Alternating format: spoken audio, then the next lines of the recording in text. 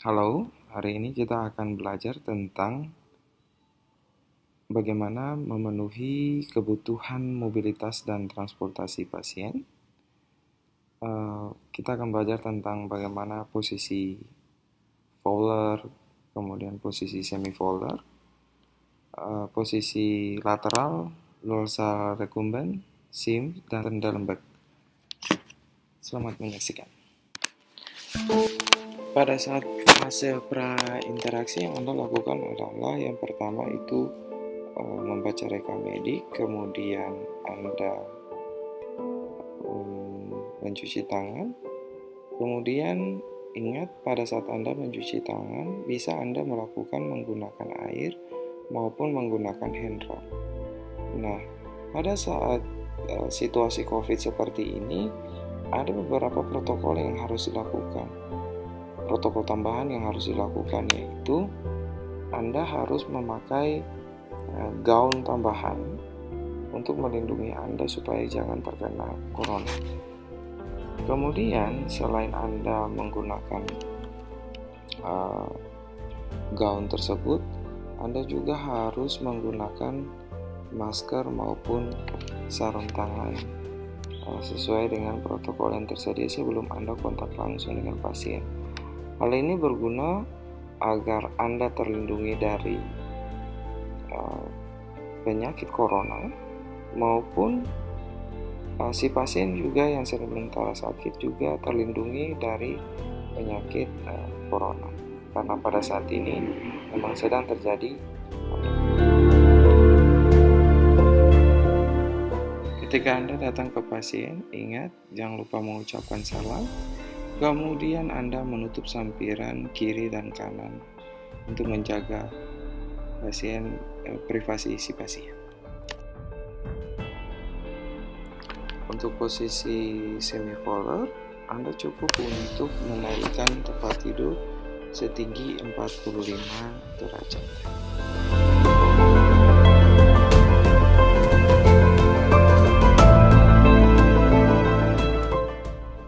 Untuk posisi high fowler, Anda harus meninggikan tempat tidur setinggi 60 sampai 90 derajat. Nah, Anda dapat menambahkan 3 buah bantal, yaitu satu pada bagian kepala, satu pada tangan kiri, dan satu pada tangan kanan. Dan ditambah bisa lagi opsional atau pilihan dapat menambahkan satu bantal lagi pada lipatan paha. Lipatan paha itu supaya membuat pasien itu merasa nyaman pada saat duduk dengan tegak. Nah, untuk posisi lateral atau miring, Anda harus menyiapkan 3 buah bantal. Nah, sebelumnya Anda harus menurunkan side rail jika side railnya masih dalam posisi terpasang. Kemudian Anda harus menarik pasien agak sedikit ke kiri atau ke kanan, jauh daripada arah yang akan Anda miringkan. Kemudian Anda harus menambahkan bantal pada lipatan, ya. Pertama pada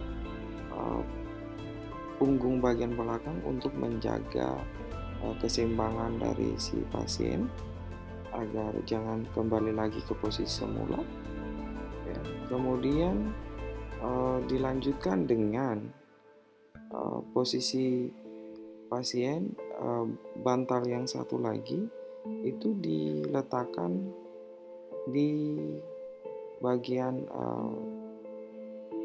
lipatan paha, ya, dan lipatan tangan seperti itu. Bisa lipatan tangan bagian atas agar bisa dipeluk menjadi opsional lebih duluan, maupun lipatan antara selangkangan, ya, antara selangkangan antara kedua lutut supaya jangan sampai bergesekan seperti itu.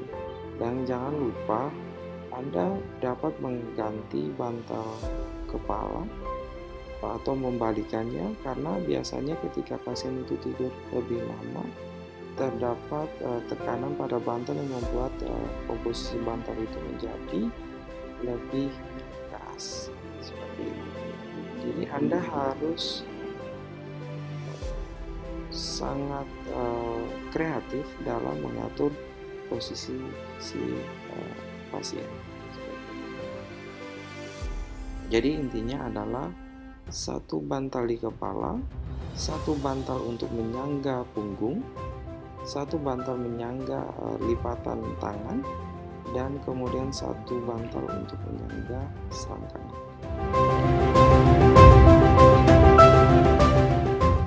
Nah, untuk posisi Sims ini dimulai dengan kita mengangkat atau setengah melipat kaki, ya, melipat kaki atau melipat area lutut arah yang berlawanan yang akan kita balik. Contoh, ketika akan dibalik ke arah kanan, maka lutut yang sebelah kiri yang harus kita tekuk, dan kemudian tangan sebelah kanan yang kita lipat untuk menyangga kepala. Nah, kemudian Anda meletakkan bantal. Anda meletakkan bantal itu untuk menyangga kepala si pasien, ya, menyangga kepala si pasien pertama.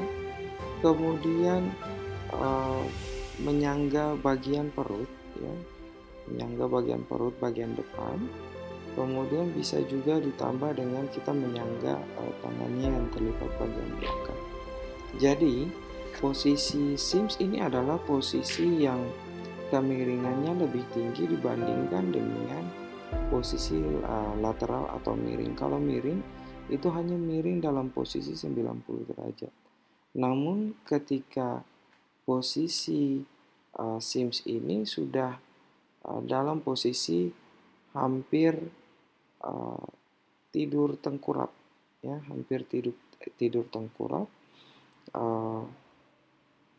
atau kita bilang dalam posisi pronasi. Jadi dalam posisi supinasi ketika miring disebut dengan posisi lateral, kemudian miring lagi ke arah jarum jam, dia akan menjadi posisi Sims, dan kemudian menjadi posisi pronasi. Jadi untuk posisi Sims ini sudah masuk kepada area sekitar 100 sampai 120 derajat.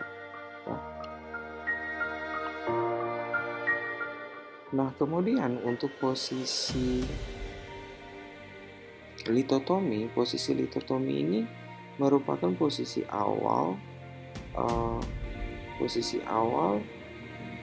untuk menjadi posisi Trendelenburg. Jadi posisi litotomi ini bagian kepala sampai batas pinggang itu dalam posisi datar, ya, posisi supinasi. Nah, hanya ditambah dengan posisi pinggang ke arah ekstremitas itu sedikit ditekuk, ya, sedikit ditekuk, kemudian sedikit membuka. Itu adalah posisi litotomi, ya, posisi litotomi.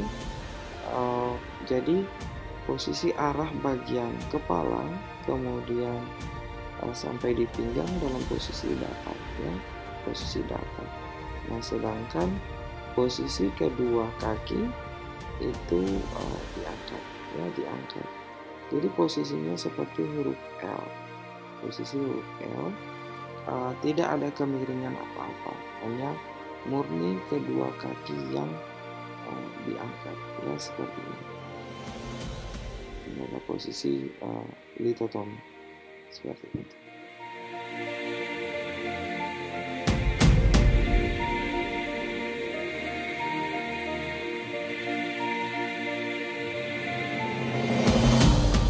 Nah, posisi Trendelenburg ini adalah posisi yang setingkat lebih tinggi dibandingkan dengan litotomi. Jadi kalau litotomi itu posisi kepala sampai di pinggang dalam posisi datar dan kemudian hanya kedua kaki yang diangkat dan sedikit membuka, maka Trendelenburg ini posisinya hampir sama dengan litotomi, hanya posisi kepala sampai di posisi pinggang itu agak sedikit miringnya turun ke bagian bawah, ya. Jadi posisi kepala lebih rendah daripada pinggang, seperti itu. Ya. Mari kita lihat sama-sama bahwa posisi Trendelenburg kepala lebih rendah dibandingkan dengan posisi pinggang, dan posisinya tetap seperti orang litotomi.